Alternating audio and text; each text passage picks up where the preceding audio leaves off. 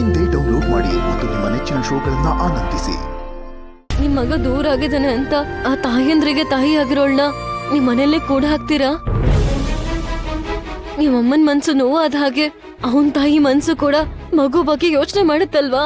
ಈಗ ಭಾನುಗೋಸ್ಕರ ಮನ್ಸಿನ ನೆಮ್ಮದಿಗೋಸ್ಕರ ಈ ಗಣಪತಿ ವಿಸರ್ಜನೆಗೆ ಒಪ್ಕೊಳ್ಳಿ ಅಮ್ಮ. ಅಮ್ಮವ್ರು ಒಪ್ಕೊಂಬಿಟ್ರು.